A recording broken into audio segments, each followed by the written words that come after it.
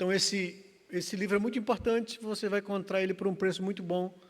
Estudos Bíblicos Doutrinários, Enesiel Peixoto de Andrade, O Tesouro Teológico da Confissão de Fé de Westminster, em 33 lições.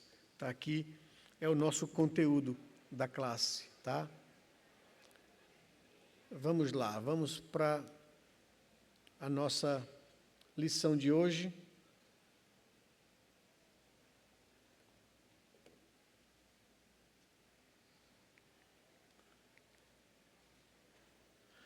Nossa lição de hoje é de número 6, a queda.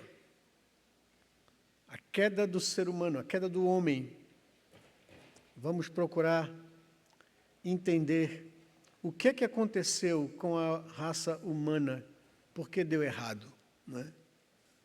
Então, esse é o conteúdo da nossa lição de hoje, a queda, o pecado e o seu castigo, né?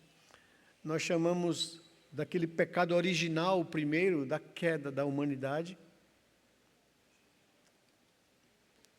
E o nosso objetivo com essa lição de hoje é compreender, biblicamente, o conceito da queda, a causa, a dimensão e as consequências da queda do ser humano, né?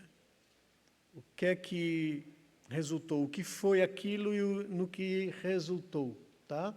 Então, essa é a nossa intenção com esse estudo de hoje.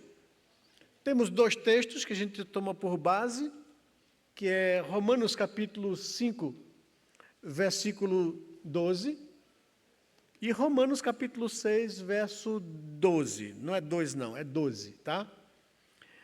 Romanos 5, 12 diz que assim como por um só homem entrou o pecado no mundo, e pelo pecado veio a morte, assim também a morte passou a toda a humanidade, porque todos pecaram.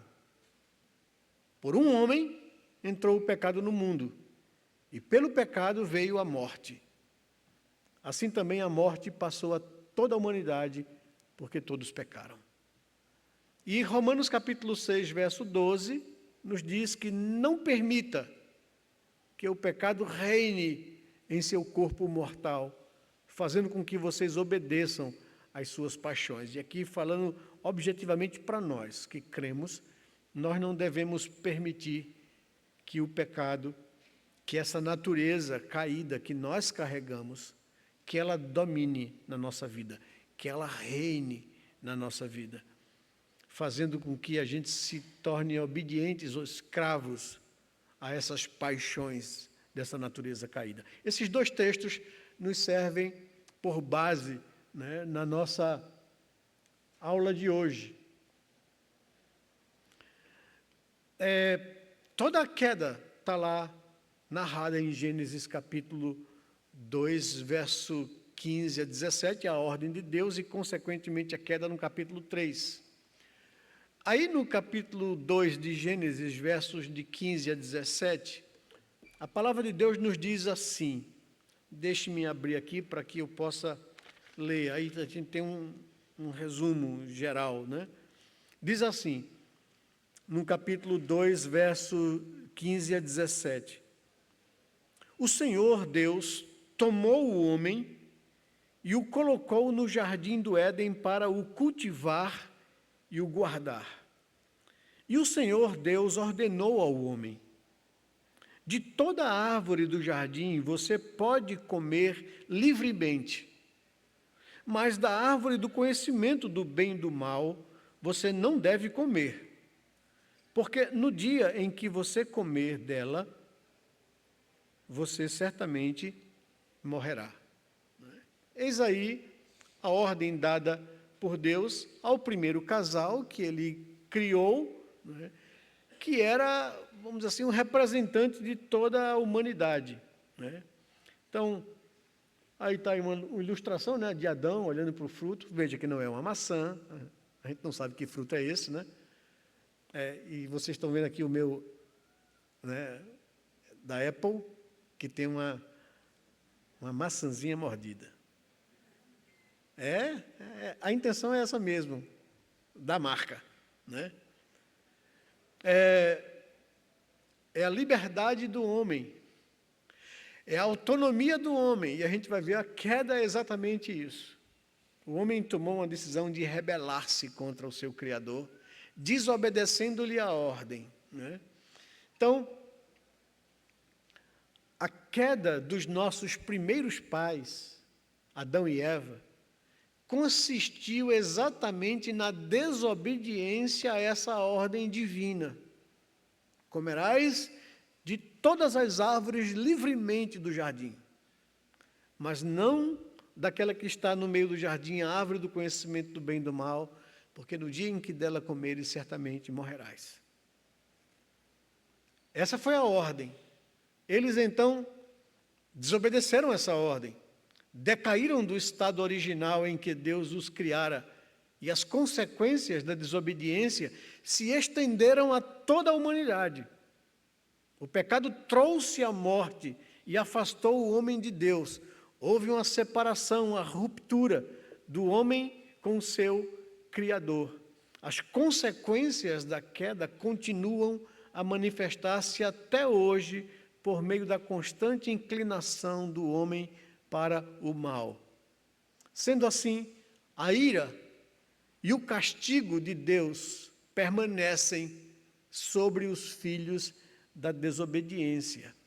O texto de Efésios, capítulo 2, versículo 3, diz assim, que Ele nos deu vida, estando nós mortos em nossos delitos e pecados, nos quais nós andávamos outrora, segundo o curso deste mundo, segundo o príncipe da potestade do ar, desse espírito que agora atua, opera, sobre os filhos da desobediência, aos quais também todos nós estávamos antes, fazendo a vontade da carne e dos pensamentos. E éramos, por causa disso, filhos da ira, como também todos os demais homens. Efésios capítulo 1, 2, versos de 1 a 3. E aconteceu a queda, e os nossos primeiros pais romperam a relação com Deus. Deus é um Deus santo. O homem agora se tornou um ser pecador, contaminado pelo pecado. E por isso não pode haver mais comunhão de um Deus santo com um homem pecador. Porque o pecado afronta, agride a santidade de Deus. A morte é exatamente essa ruptura do homem com Deus. Em Deus está a vida, fora de Deus, a morte. Então, infelizmente, foi o que aconteceu. O catecismo maior, que ajuda-nos a compreender melhor a confissão de fé, na sua pergunta de número 21, na resposta, diz que os nossos primeiros pais, sendo deixados à liberdade da sua própria vontade, pela tentação de Satanás, transgrediram o mandamento de Deus, comendo do fruto proibido, e por isso caíram do estado de inocência em que eles foram criados. Nós já falamos isso com vocês aqui. Deus, quando criou o ser humano, a Bíblia diz que esse ser humano era a coroa da criação, a obra-prima do Criador. E Deus deu a esse ser alguma coisa que nenhum outro ser criado possuía. A Bíblia chama da imagem e semelhança de Deus. Na teologia a gente usa um termo latino, técnico, para dizer a imago Dei. Deus colocou no ser humano a sua imagem. E quando a Bíblia fala de imagem e de semelhança, não está pensando no aspecto material e físico, porque Deus não tem corpo, Deus não tem matéria. Deus é espírito. A Bíblia diz isso. E os seus adoradores devem adorá-lo em espírito e em verdade, não através da imaginação ou de imagens. Então, quando a Bíblia fala que Deus nos criou conforme a sua imagem, não está pensando num aspecto material, fisiológico. Está pensando em algumas características, alguns atributos que Deus comunicou, que Deus colocou no ser humano. O que seria isso? a gente pode pensar, né? A Bíblia deixa claro, mas só para a gente pensar, nós somos os únicos seres na criação que pensa, que raciocina, que tem condições de avaliar as coisas. Os outros seres animais, eles reagem por instinto. Nós temos instintos de defesa, de proteção, né? E esses instintos são bons, mas nós temos algo acima do instinto. Nós podemos dominar o instinto. Nós temos inteligência, capacidade de pensar, de controlar os próprios instintos, né? Então, esse atributo, essa capacidade de pensar, de planejar, de organizar, de avaliar, é um presente que Deus tem na sua natureza e que concedeu ao ser humano criado conforme a sua imagem e semelhança. E Deus ordenou ao homem que ele agora cultivasse, cuidasse, gerenciasse da criação. Deus criou o universo e confiou a esse homem para que ele pudesse, usando as suas capacidades que Deus havia dado a ele, organizar a criação. E é por isso que Deus chama para Adão e diz: Adão, agora você vai dar o nome aos animais, você vai catalogar os bichos, as espécies. E Adão foi lá fazer isso porque ele tinha a imago Dei nele, a capacidade de organização, de planejamento, né, de gerenciamento. É esse domínio, é esse controle que o homem manifestaria a glória desse Deus que colocou nele essa capacidade. Então, o homem viver para a glória de Deus era o homem viver obedecendo ao comando de Deus, controlando e gerenciando a criação, assim como Deus controla todo o universo. Só que Deus criou esse ser com essa capacidade e criou esse ser com aquilo que na teologia também nós chamamos de livre-arbítrio. O que é isso? O arbítrio é a capacidade de julgar, de avaliar, de analisar, e esse arbítrio do homem era livre, completamente livre. Então, isso significa dizer que o homem tinha capacidade de decidir. E Deus criou o homem com essa capacidade de decidir. Decidir por Deus, ou até mesmo decidir por não Deus. É isso que o homem tinha: autonomia e liberdade, livre-arbítrio para tomar qualquer decisão. Claro que isso significa riscos. O risco desse homem tomar uma decisão que não era de acordo com a vontade de Deus, já que ele tinha essa autonomia de arbitrar livremente. Porque, sempre digo isso, porque Deus não criou um robô. Deus não criou um ser programado para a obediência. Deus criou um ser plenamente livre, para obedecer espontânea e voluntariamente a Deus. A relação é o seguinte: o Deus criador do universo cria todas as coisas, cria a natureza, cria o reino animal, cria o reino vegetal, cria os astros, organiza o universo de forma que todas as coisas funcionem perfeita, como nós vimos na última aula, e coloca esse homem para gerenciar tudo isso. Mas Deus quer que esse homem confie nele. Deus se relacionava com o ser humano criado à sua imagem e semelhança todos os dias, pela viração do dia. Tinha o chazinho da tarde com Deus. Então, o homem gozava da presença de Deus, e isso trazia a ele satisfação, plenitude, vida. Mas Deus queria que isso fosse voluntário, que isso fosse espontâneo, que fosse uma decisão da vontade do homem, amar a Deus e confiar nele. É essa condição de imago Dei, é essa condição de livre-arbítrio. O homem tinha todas as condições de, conhecendo esse Deus, confiar nele e obedecê-lo. Mas o que acontece? Acontece que aparece um ser, uma serpente, que chega para esse homem e sugere a ele Que negócio é esse de Deus criar todas as coisas e proibir de vocês de usufruir? Capítulo 3 de Gênesis, falando com Eva. Eu acredito que Adão estava cuidando da criação. Eva estava lá em casa, preparando as coisas, tal, e chega a serpente e começa a chavecar com ela. Que negócio é esse? Que Deus é esse? Que cria todas essas coisas belas, boas, prazerosas e proíbe vocês de usufruir. Aí Eva disse, opa, não foi isso não. A ordem de Deus foi outra. Ele disse que a gente podia comer de tudo, livremente. Só não da árvore do conhecimento do bem e do mal, porque no dia que a gente comer, a gente morre. Talvez Adão e Eva não soubessem nem direito o que era isso. Porque eles não sabiam o que era a morte. A morte ainda não existia na experiência humana. Mas não era alguma coisa boa, porque Deus disse que a gente não fizesse isso, senão a gente morreria. Devia ser uma coisa muito ruim. Mas aí a serpente disse, é certo que vocês não morrerão.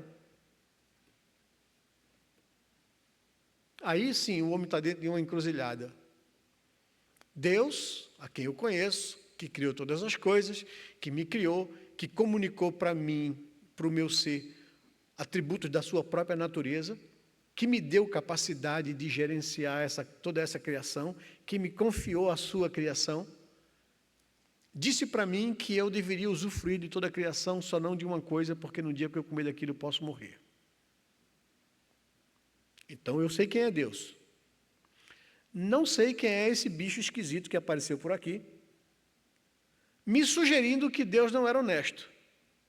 Que se eu comer, certamente eu não vou morrer. Confio em Deus, a quem conheço, ou confio nesse ser esquisito? De cara eu vou dizer, não, sai fora. Só que esse ser esquisito chegou para Eva, argumentando a razão pela qual ele afirmou que certamente vocês não vão morrer. Certamente vocês não vão morrer. Deus só disse que vocês morreriam porque Ele sabe que no dia que vocês comerem, vocês se tornarão como Ele. E aí a pergunta vem, o que é ser como Deus? Para que a gente deseje isso. Pense um pouquinho. Qual é a diferença entre Deus e a gente?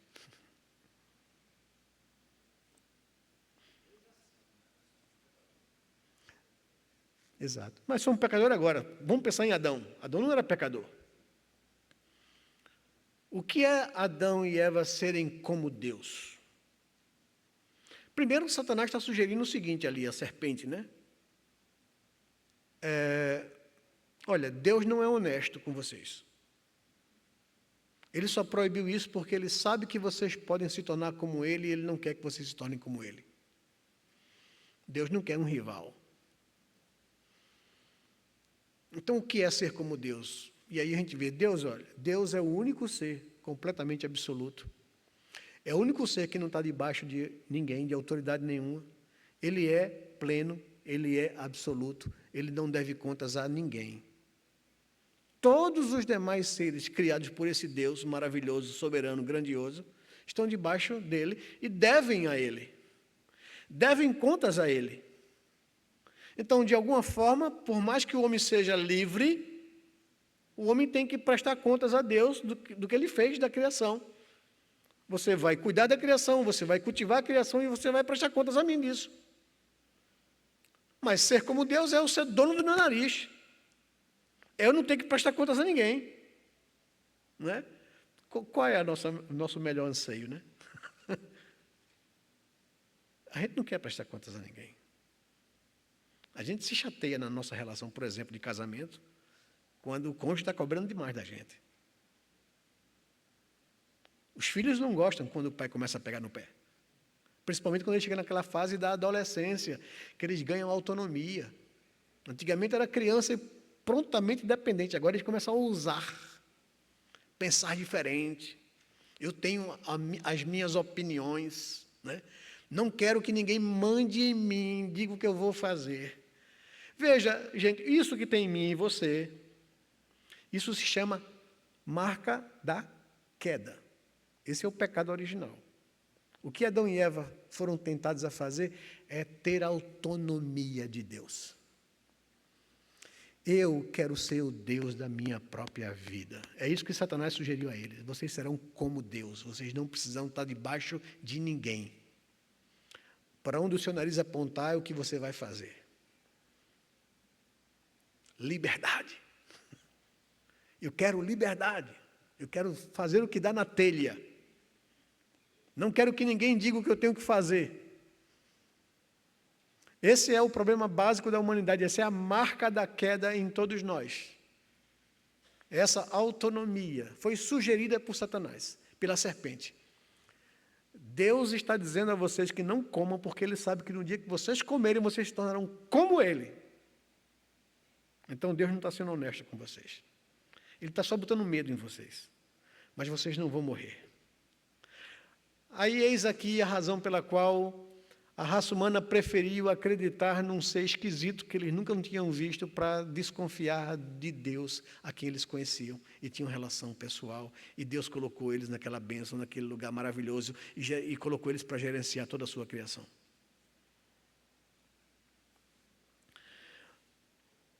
Nossos primeiros pais, sendo deixados à liberdade de sua própria vontade, pela tentação de Satanás, transgrediram o mandamento de Deus, comendo do fruto proibido, e por isso caíram no estado de inocência em que foram criados. Pode?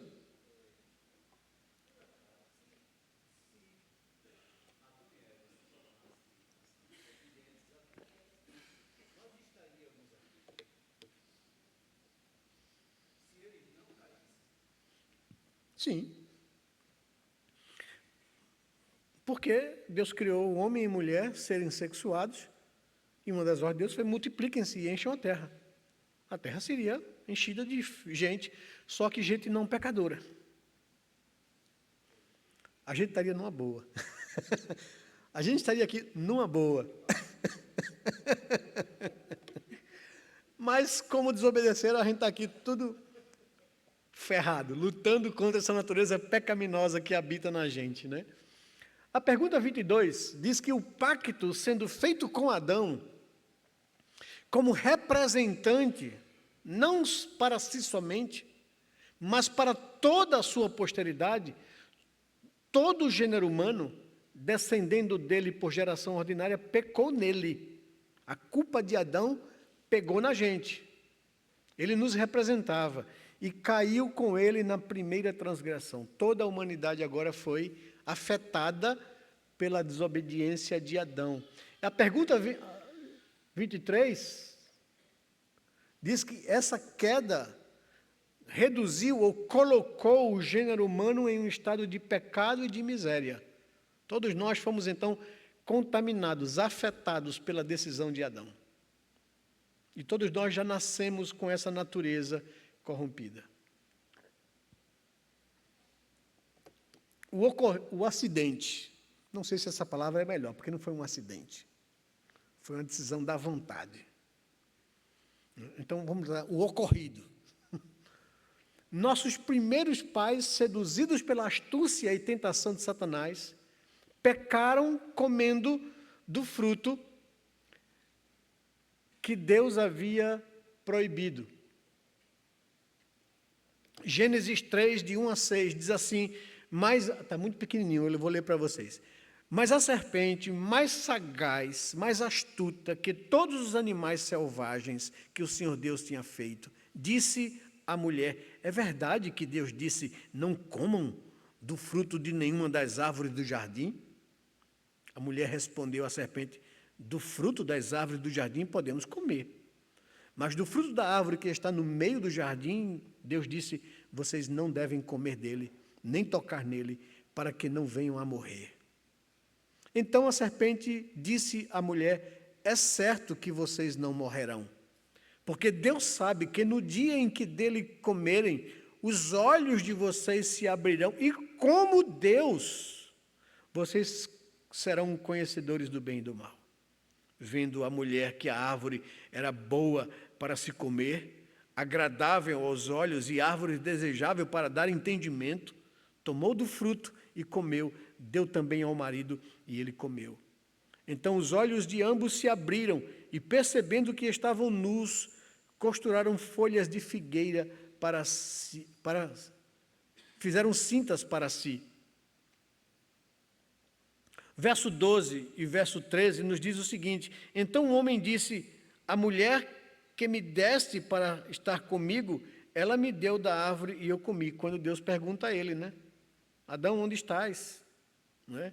E ele diz: nós se esconderam de Deus quando perceberam a besteira que fizeram, quando caiu em si e viu que não se tornaram como Deus coisa nenhuma, não é? Muito pelo contrário, veio culpa, veio malícia, veio impureza na intimidade deles e medo. E quando ouviram a voz de Deus, vazaram, se esconderam, e Deus chamando Adão, e Adão intocado na moita, né? Aí Deus o encontrou: Adão, onde estás? Né? E essa é uma pergunta retórica que entrava como uma flecha no coração de Adão. Não é onde estás geograficamente. Adão, onde você se meteu? O que é que você fez? E a resposta de Adão foi: nós ouvimos a tua voz, mas porque estávamos nus, tivemos medo. E aí você vê culpa, medo, malícia. E Deus disse: mas Adão, você sempre esteve nu. Qual é o problema agora? E aí ele, né, pega a mulher e bota na frente: foi a mulher que tu me deste. Ela me fez comer da árvore que o Senhor disse que eu não comesse. Né? Então, e aí a gente vê a marca do pecado na gente, né? A gente já nunca quer assumir a responsabilidade pelos nossos próprios erros. A gente sempre quer responsabilizar alguém. Manda.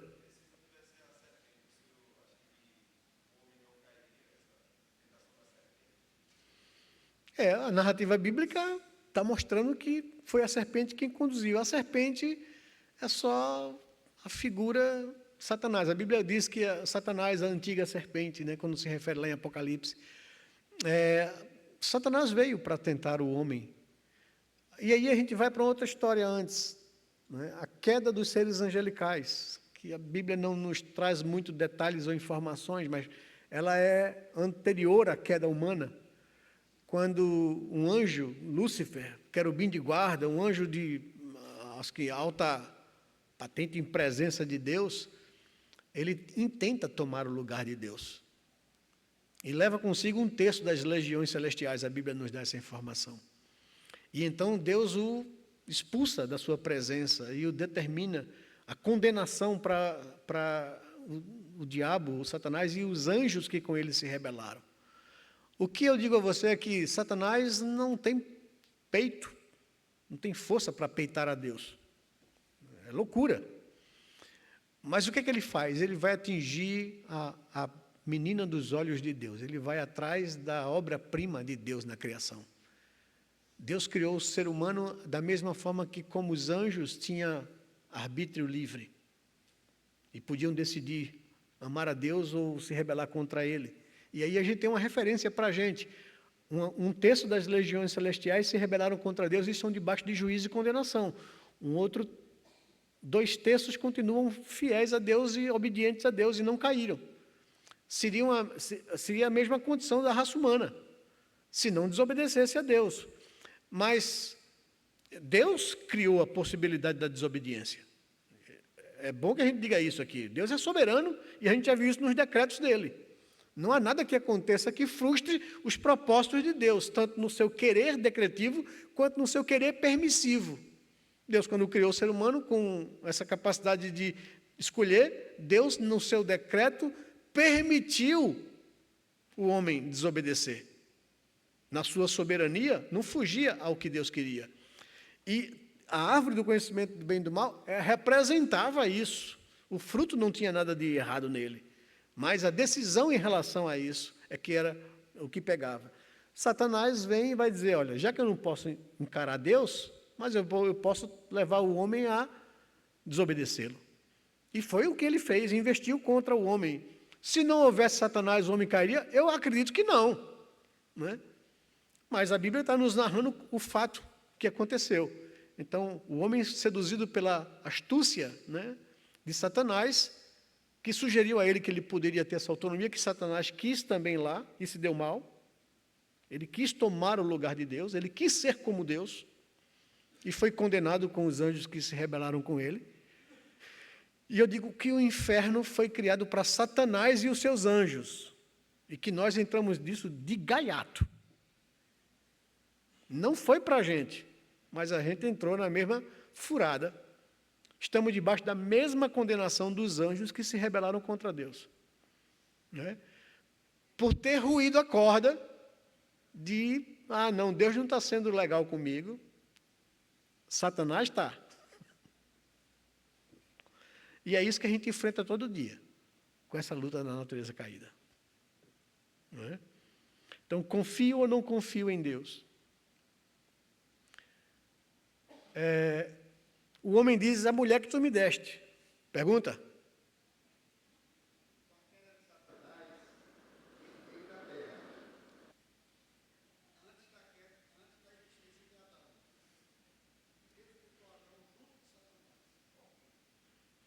É assim, Satanás não veio para a terra. Os anjos... É porque... Veja, mas Satanás, por exemplo, quando no livro de Jó, quando os anjos vêm prestar contas a Deus do que eles fazem da vida, Satanás está na fila.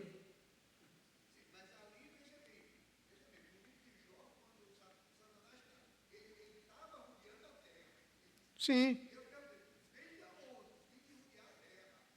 Sim.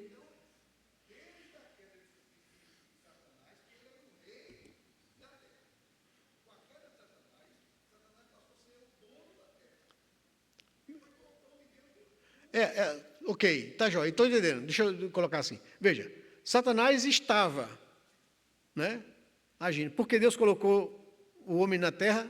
Porque Deus colocou o homem na terra para que o homem pudesse dominar a terra, para que eu pudesse governar a terra, para que o homem pudesse expressar a glória de Deus na execução dos seus atributos. Só não tenha dúvida. Não tenha dúvida que havia o perigo, né?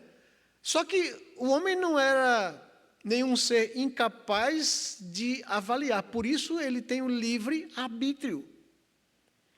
Eu tenho condições de saber quem é Deus. Adão tinha condições de saber quem é Deus, porque Deus o criou, Deus se relacionava com ele, Deus colocou ele no jardim do Éden, fez um jardim especial para ele viver e morar. Deus deu a ele o controle da criação de Deus. Toma aqui, Adão, é tua. Você vai controlar a criação, você vai cultivar e vai guardar. Então, o homem tinha todas as condições possíveis e imagináveis de confiar no Deus que ele conhecia e se relacionava com ele. Tá certo? Então, esse é o ponto. E Deus queria que o homem fizesse isso espontânea e voluntariamente. Tinha Satanás? Estava lá, para tentar. O homem não conhecia Satanás, não sabia quem era. Para ele era um ser estranho e esquisito que aparece para ele ali, sugerindo que Deus não é honesto. Então veja, a capacidade de avaliação do ser humano. Confio em Deus, que me diz que se eu comer eu morro, ou confio nesse ser esquisito que está colocando em xeque o caráter desse Deus que eu conheço, e que está me garantindo que se eu comer eu não morro. Então, veja, é exatamente por isso que Deus quer e criou o homem com esse arbítrio livre, a sua semelhança, para que esse homem pudesse ajuizar o que é bom e o que é ruim e tomar a decisão por aquilo que é bom. Só que o homem tomou uma decisão por aquilo que é ruim. Essa é a tragédia da nossa humanidade. Pergunta? 1, 2. Hoje vocês vão me quebrar aqui, vamos embora.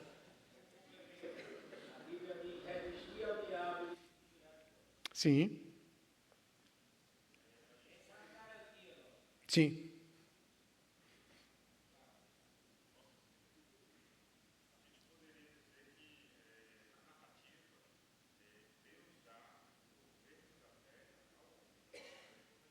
Certo?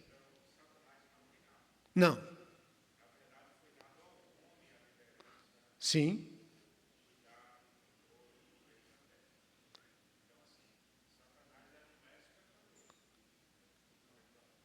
Ele está ali para tentar estragar o negócio.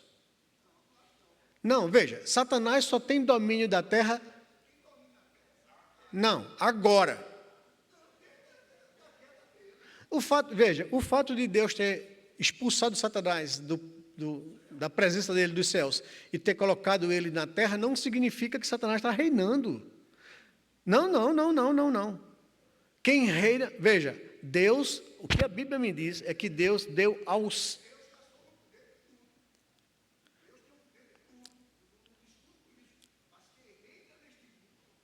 Reina agora.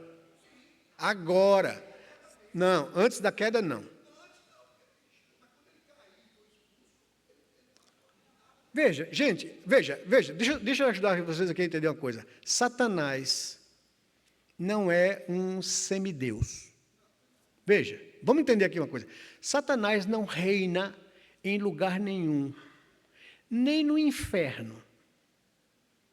A gente tem uma ideia medieval na cabeça da gente, de achar que o inferno é um lugar onde Satanás está num trono, com um tridente, chifrinho, capinha, furando a gente lá no tonel de óleo fervendo.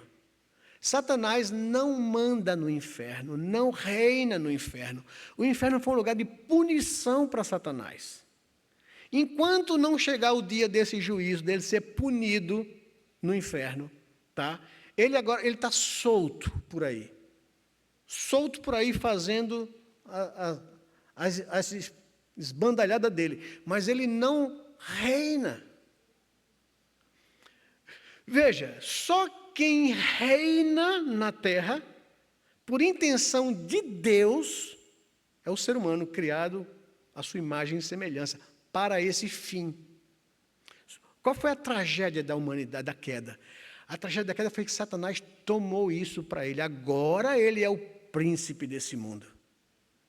Agora ele deita e rola nesse sistema pecaminoso que conduz o homem na queda. Mas antes disso, não. Ele estava expulso. Da mesma forma que Adão foi expulso do Éden, da presença de Deus, e agora anda pelo mundo perdido, né? E Satanás tomou o controle da terra. Tomou o controle desse mundo, desse sistema agora, que é um sistema hostil, pecaminoso, contra Deus. E ele utiliza essas coisas para levar o homem cada vez mais a isso. Ele tem um controle da nossa vida, nós nos tornamos escravos do diabo. É o que Paulo pinta em Efésios capítulo 2, versículos de 1 a 10. Mas o diabo não tinha isso, ele não é rei de lugar nenhum. Veja bem, o raciocínio, aí o diabo servia a Deus lá nos céus, como um querubim de guarda, se rebelou contra Deus e Deus então agora expulsa ele para ele reinar na terra. Não. Ele está debaixo de juízo e condenação, perdido e solto na terra, tentando estragar os propósitos de Deus, porque ele não pode peitar Deus diretamente. E ele foi no ponto básico, a coroa da criação de Deus, o ser humano. E agora, de fato, a gente perdeu o controle daquilo que Deus nos confiou, e o diabo tomou o controle disso.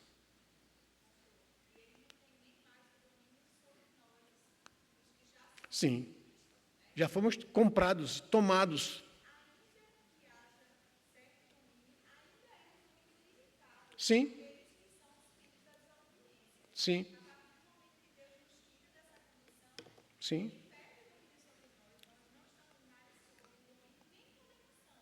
Nós estamos debaixo no domínio de Cristo Jesus. Voltamos ao estaca zero, não é?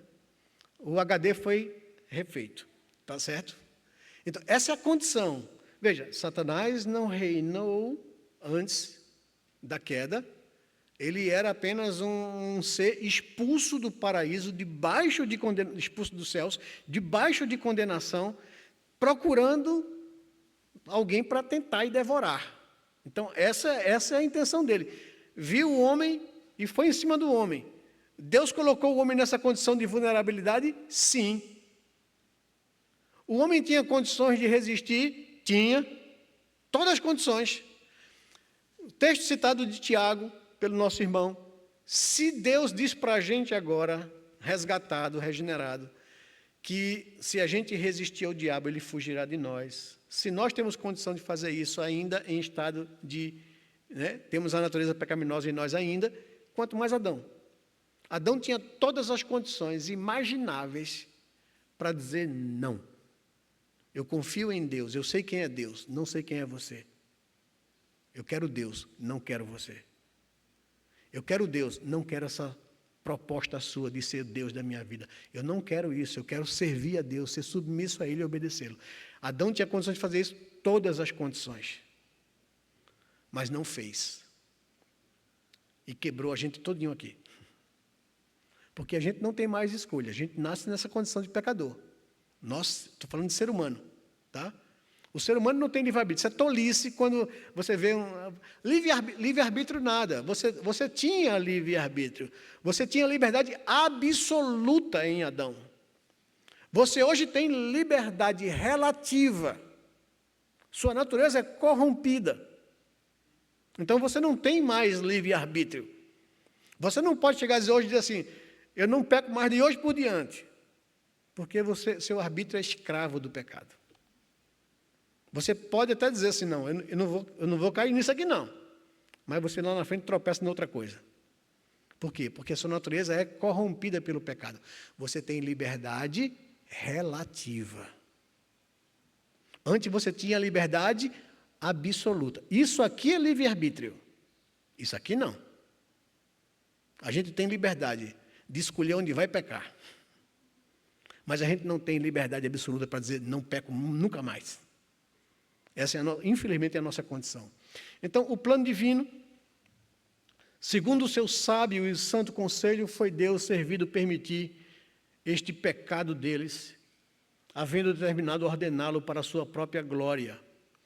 Os textos de Romanos 5:21, deixa eu ler para vocês. Como o pecado reinou pela morte, assim também a graça reinasse pela justiça que conduz à vida eterna por meio de Jesus Cristo, nosso Senhor. Então, o pecado reinou pela morte. Romanos 11:32, porque Deus a todos encerrou na desobediência, a fim de mostrar a sua misericórdia a todos. Então, Deus estabeleceu isso. Só uma coisa importante que eu preciso tocar para vocês, já toquei em outras aulas, mas isso é importante. Pastor, o que é morte? Veja, a morte, ela não é apenas morte física. A morte física é o emblema de que nós todos somos pecadores. Todos nós vamos morrer fisicamente. Por quê? Por causa do pecado. Tá? Mas antes da morte física, antes de você morrer fisicamente, você já é um morto espiritualmente. Porque o que Adão fez quando desobedeceu a Deus, ele criou uma barreira de separação entre o homem e Deus, entre o Deus santo e o homem pecador. Não há mais condições de vida ou de relacionamento ou de comunhão entre Deus, que é santo, e o homem que é pecador. Porque a santidade de Deus, ou o nosso pecado, aguça, desperta a ira santa de Deus contra nós. Então, se nós não chegarmos a Deus, é condenação. Por isso, há uma ruptura, há uma barreira de separação entre o homem e Deus. Isso a Bíblia chama de morte espiritual. Alguma coisa que a gente tinha na gente morreu. O nosso espírito, que se relacionava com Deus, que tinha relação com Deus, que tinha comunhão com Deus. Por isso que Paulo diz em Efésios 2:1, Ele vos deu vida, estando vós mortos em vossos delitos e pecados. Estávamos todos espiritualmente mortos. Não entendíamos as coisas de Deus, não queríamos as coisas de Deus, estávamos escravos no pecado. Ah, pastor, mas o homem não tem consciência religiosa, ele não carrega a culpa? Carrega. Deus colocou a lei dele no nosso coração, mesmo sendo nós pecadores, nós sabemos o que é certo e o que é errado. Mas nós não conseguimos fazer o que é certo sempre, nós fazemos o que é errado também, por causa da nossa natureza corrompida e pecadora. Isso é morte espiritual. Estamos todos espiritualmente mortos. E por causa disso, nós não queremos a Deus. Por causa disso, Paulo diz em Romanos, não há ninguém que entenda, não há ninguém que busque a Deus. Todos pecaram e se tornaram inúteis ao propósito original de Deus. E o salário do pecado é a morte. Morte espiritual, todos estamos nisso. Morte física, todos passaremos por isso. E a tragédia maior, a morte eterna, a condenação eterna, o castigo eterno. Passar toda a eternidade em tormento, em sofrimento, longe de Deus, sem esperança. É essa a condição da raça humana. Isso é morte. Ela é espiritual, será física e ela é eterna. Não é? Essa é a condição, infelizmente, do ser humano. A consequência, por esse pecado, por essa queda, eles decaíram da sua retidão original e da comunhão com Deus e assim se tornaram mortos em pecados e inteiramente corrompidos em todas as suas faculdades e partes do corpo e da alma. Esse texto de Jeremias, capítulo 17, versículo 9, talvez seja o texto mais emblemático que, eu digo assim, é a ressonância magnética, espiritual do ser humano. Revela o que há dentro de nós. E o que há dentro de nós? Dentro de todo ser humano. Ele diz que enganoso é o coração, mais do que todas as coisas. E desesperadamente ou demasiadamente corrupto. Quem o conhecerá? Então, Jeremias está fazendo um raio-x da natureza humana, do que há dentro da gente. Ele diz que o nosso interior, o nosso ser interior, que aqui representa o coração, o centro dos nossos sentimentos, na nossa cultura ocidental. Se fosse para o judeu, não era coração que estava ali, não, entranhas. Né? Enganoso é o seu coração e desesperadamente corrupto. Perverso, noutra versão. Então, nós temos um problema básico em nós. O nosso coração diz para a gente que a gente não é tão pecador quanto a gente acha, ou as pessoas dizem. Ou a Bíblia diz, ou Deus diz. A gente diz assim, não, peraí, eu tenho coisas boas em mim. Tem. Isso é graça, é misericórdia de Deus. Mas você tem, além das coisas boas, um coração corrupto e enganoso, que diz para você que você... Não, tem gente pior do que eu. Né? Esse é o melhor argumento que o nosso coração usa para a gente. Não, eu sou ruim, eu sou pecador, mas pastor, mas tem gente pior que eu. Eu sei, deve ter mesmo. Né? Agora, isso não te justifica. Isso não te torna bom. Isso não te torna inocente ou merecedor de alguma coisa, filho. Se tem gente pior que você, ele vai dar conta. Mas você vai dar conta a Deus. E o seu coração lhe engana com esses argumentos. Não, pastor, eu sou religioso. Desde menininho fui batizado na infância. Vou para a igreja. E tá, e aí?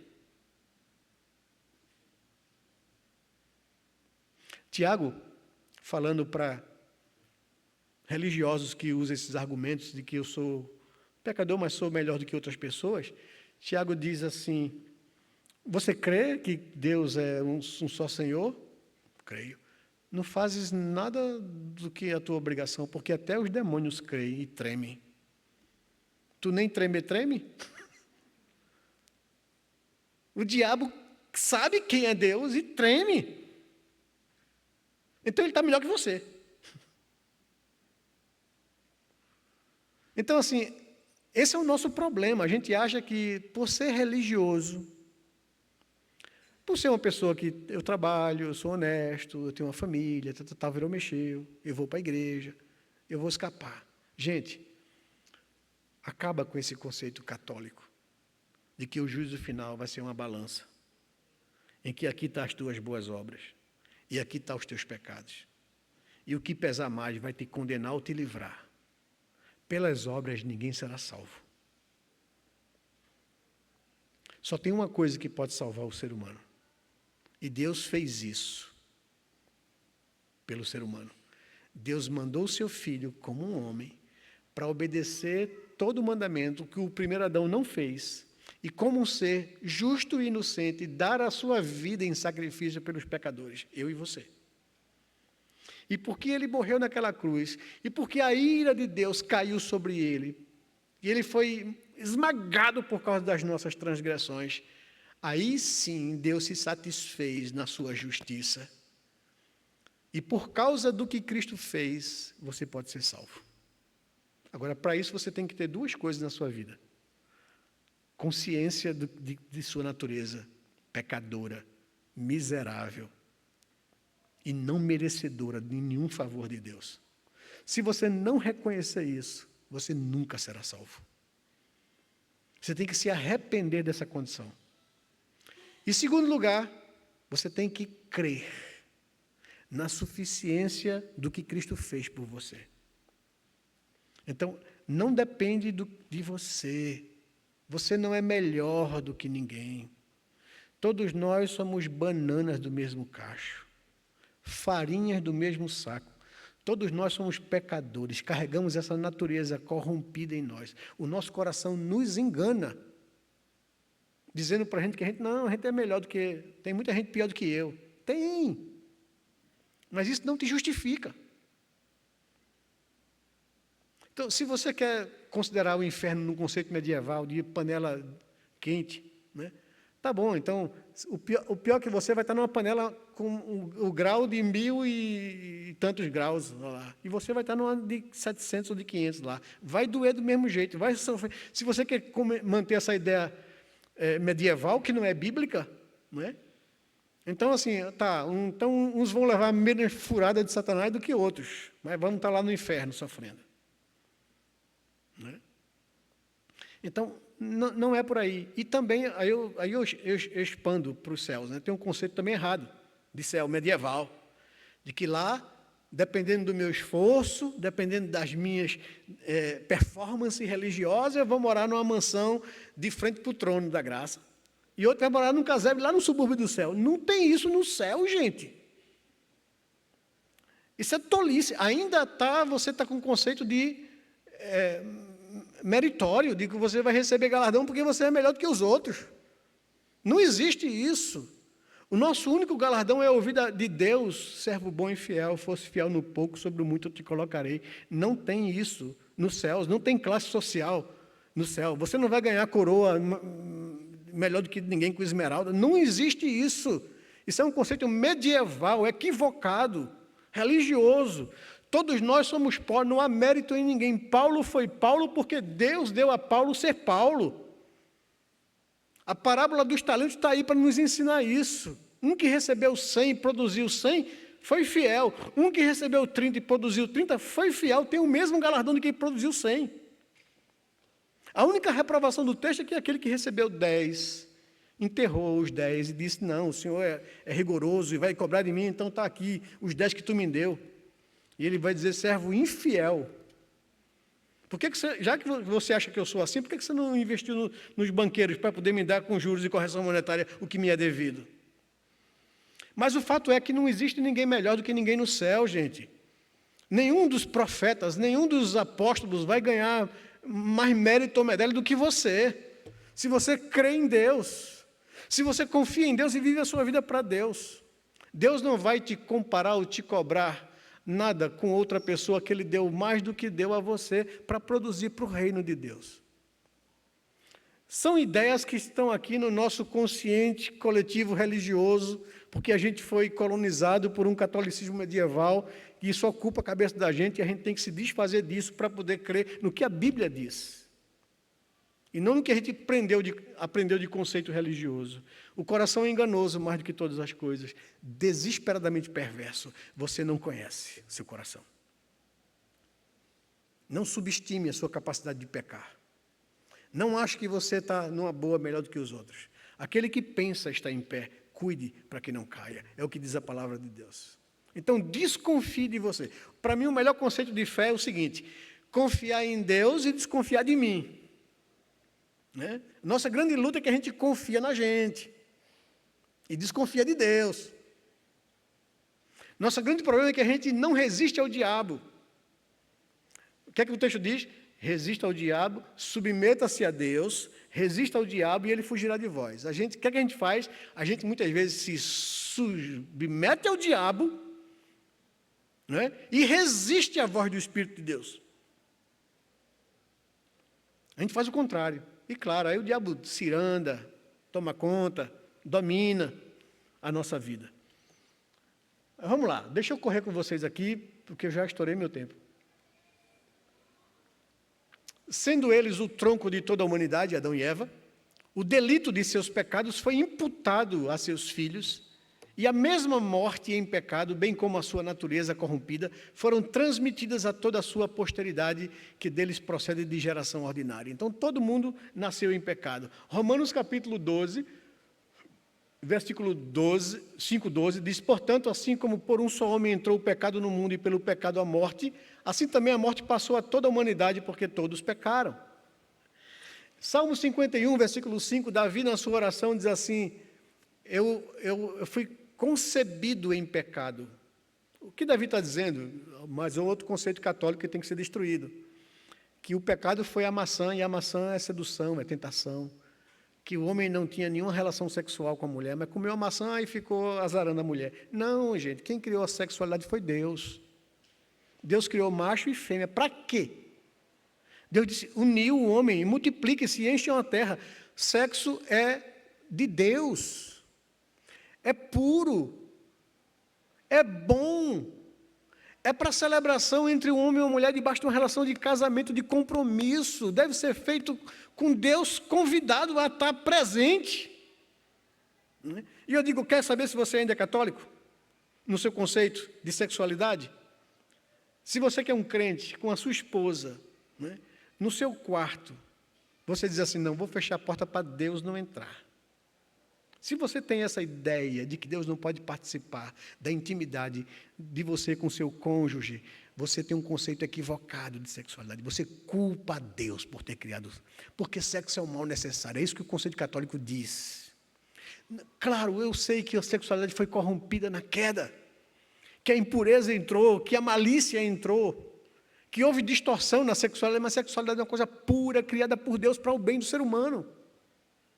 Numa relação de compromisso entre um homem e uma mulher. Ponto. Né? Mas o que Davi está dizendo não é que a minha mãe com meu pai tiveram relação sexual e eu nasci da iniquidade. Não é isso que ele está dizendo.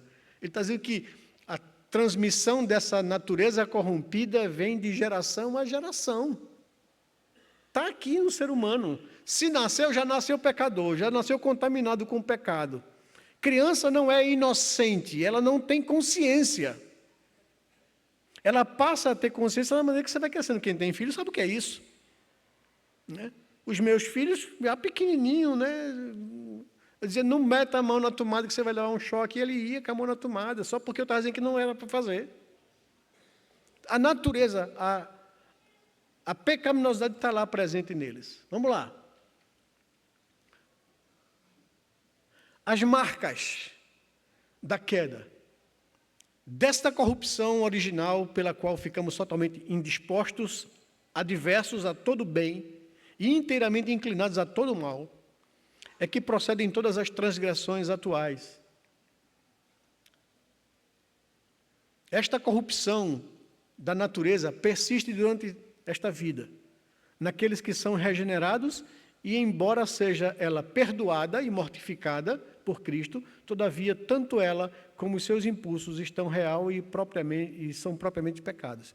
Nós, que agora somos regenerados, justificados, crentes em Cristo, nós temos um conflito muito sério dentro da gente. A gente sabe o que é o certo, a gente foi perdoado pelo pecado, nosso pecado foi pago na cruz, mas a gente lida com essa natureza pecaminosa todo dia. Está lá os impulsos dela, querendo me levar para o pecado. E agora eu sei que eu não devo deixar que isso me domine. Quem tem que me dominar é o Espírito Santo de Deus. Eu tenho que dar espaço para que Ele controle a minha vida, para que eu não seja vendido à escravidão do pecado. Essa é a luta de todo o cristão. E aí o texto de Gálatas capítulo 5, verso 17, fala desse conflito. né? Gálatas 5 diz, porque a carne, a nossa natureza caída, luta contra o espírito, e o espírito luta contra a carne, contra essa natureza caída, porque eles são opostos entre si para que vocês não façam o que vocês querem. Né? Noutra tradução, para que a natureza caída não faça o que é do seu querer. Por isso Deus nos concedeu o Espírito Santo, para nos santificar, para levar a gente a ter uma vida parecida com a vida de Cristo, né? Para nos fazer vencer o pecado todos os dias da nossa vida. E o pecado deve perder força na minha vida, a cada dia mais. Eu sempre digo que quem foi justificado teve o seu pecado perdoado, sua culpa foi tirada. Ele foi salvo da culpa, não há mais condenação sobre ele. Mas agora ele vive no processo de santificação, o Espírito Santo habitando no meu coração, para me fazer vencer o pecado, o poder dele sobre mim. Né? Então, na santificação, nós somos salvos diariamente do poder do pecado, do controle do pecado sobre nossas vidas. Um crente vai crescer em santificação. Hebreus diz que sem santificação ninguém verá a Deus. Então, a gente não pode viver no pecado se a gente é justificado. A gente tem que vencer o pecado, porque quem habita em nós é a divina semente. E um crente não pode viver pecando por causa disso. Ele luta contra o pecado, e Gálatas está dizendo isso. Aí esse conflito todo dia é barra pesada, né? Romanos capítulo 7, o apóstolo Paulo está compartilhando a crise dele, apóstolo Paulo. Eu sei o bem que desejo fazer, mas muitas vezes encontro nos meus membros uma lei que guerreia contra a minha consciência e vai fazer aquilo que eu detesto. Miserável homem que sou, quem me livrará disso? Diz Paulo. E aí a resposta dele é: eu dou graças a Deus por Cristo, porque ele venceu essa natureza pecaminosa, e essa é a minha esperança de que eu vou vencer também, porque ele habita em mim. Né? Então isso é cristianismo.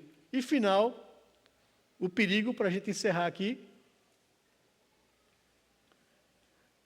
todo pecado, tanto o original como o atual, sendo transgressão à lei de Deus e a ela contrária, torna, pela sua natureza, própria natureza, culpado o pecador, e por essa culpa está ele sujeito à ira de Deus e à maldição da lei, isso estou falando do ser humano, e, portanto, exposto à morte, com todas as misérias espirituais, temporais e eternas que ela traz. Essa é a condição de todo ser humano diante da sua culpa. Gálatas capítulo 3, versículo 10, nos diz que todos quantos, pois, são das obras da lei, querem viver de acordo com as obras da lei, estão debaixo da maldição. Porque está escrito: maldito todo aquele que não permanece em todas as coisas escritas no livro da lei para praticá-las. Porque ninguém é suficiente para cumprir a lei. A lei só tem uma função, hoje, pós-queda: mostrar que a gente é incapaz de cumpri-la. E ela serve como mentor, como tutor, para nos levar a Cristo. Já que eu percebo a minha incapacidade, Cristo é suficiente por mim. Finalizando, duas perguntas para que a gente possa pensar na vida da gente. Primeira, compreender a doutrina da queda nos ajuda a conhecermos a nós mesmos, bem como a sermos mais misericordiosos com o outro. Se eu sou um pecador, se eu carrego em mim a natureza caída, o outro também. Então eu não posso exigir das pessoas perfeições, porque eu não sou perfeito. Eu carrego essa natureza, eu luto contra ela dentro de mim.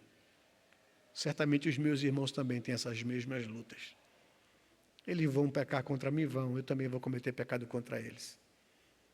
Isso nos ensina a ser mais misericordiosos e menos juiz uns dos outros.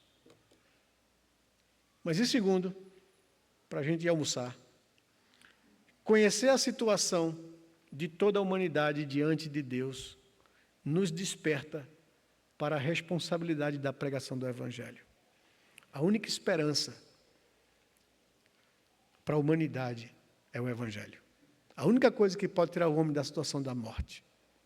Esses dias, minha esposa, num grupo de professoras, mandou para mim um vídeo de uma menina lá, chefe da turminha, né, humilhando, maltratando e espancando uma outra menina menor, na frente da escola, aqui em Recife, no bairro da Boa Vista. Isso foi filmado por uma outra colega, vai, dá na cara dela, né? Tudo coisa de palavrão, de humilhação e de preconceito racial, não é? Porque a menina era negra, ou afrodescendente, né, para ser mais politicamente correto, e ali aquilo exposto publicamente, né? E, claro, isso bate uma indignação na gente. A vontade que tem no meu dedo foi de postar aquilo ali para dizer, ó, eu tinha até o nome dela, a Bruna, o nome da menina. Vamos fazer a Bruna ficar famosinha, né, para ver se o Ministério Público chega nela, né, para deixar de humilhar as pessoas publicamente, porque ali tem tudo quanto é tipo de coisas ruins, de preconceito, de humilhação e etc. A vontade que dá é fazer isso, mas a gente sabe que a única coisa, isso é bom, não é ruim não, de acontecer, mas a única coisa que pode mudar o coração de uma menina como aquela ali é o Evangelho de Cristo Jesus. Então isso nos torna mais responsáveis em saber que a única esperança e o único remédio para o ser humano caído é Cristo, é o Evangelho da graça. Esse Evangelho que nos transformou um dia, é poderoso para transformar qualquer pessoa. Que Deus possa nos abençoar, que a gente possa ter um conceito correto da natureza que a gente carrega em nós, da miséria da humanidade, para que a gente não seja ousado, muitas vezes, em responsabilizar Deus pelos nossos erros. Que Deus nos abençoe